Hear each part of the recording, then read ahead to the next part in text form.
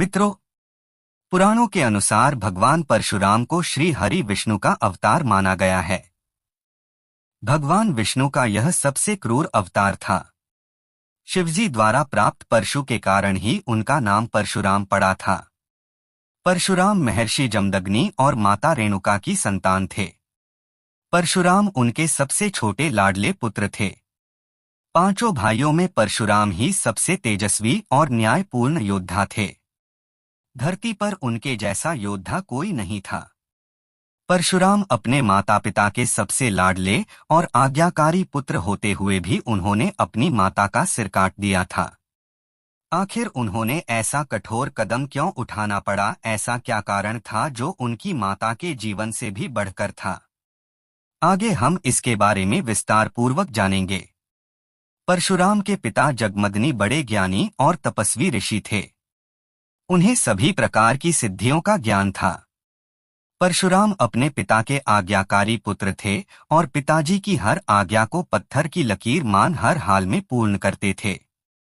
एक बार की बात है, ऋषि जगमदग्नि के स्नान के लिए पत्नी रेणुका नदी में पानी लेने के लिए गई। वही कुछ दूरी पर राजा चित्र भी स्नान कर रहे थे। राजा चित्ररथ को देख वह काफी समय तक वह उन्हें ही स्नान करते देखती रही। उनका मन विचलित हो गया और भूल गई कि उन्हें अपने पति के लिए स्नान का पानी ले जाना था।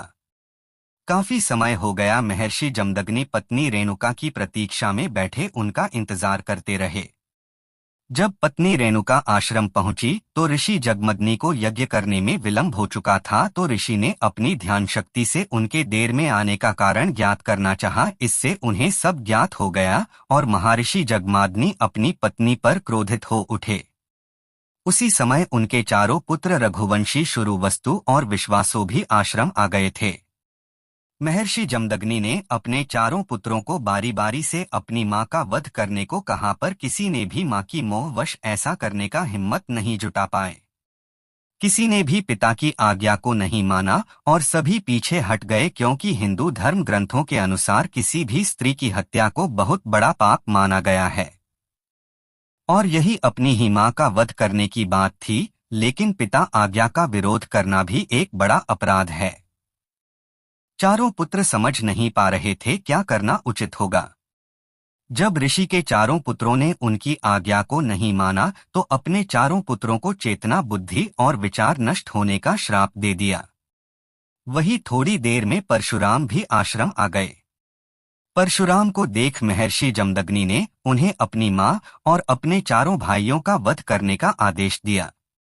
अपनी पिता की आज्ञा पाकर उन्होंने अपनी माता और चारों भाइयों का वध कर डाला। यह देख ऋषि जगमग काफी प्रसन्न हुए और परशुराम से वर मांगने के लिए कहा।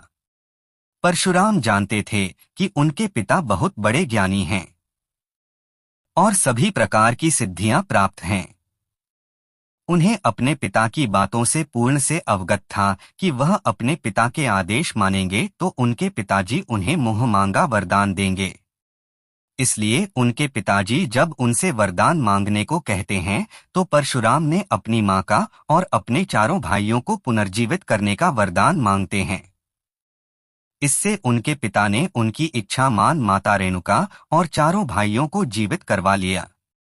इस तरह परशुराम ने अपने पिता की आज्ञा भी मानी और अपनी माता और भाइयों को जीवित भी करा लिया।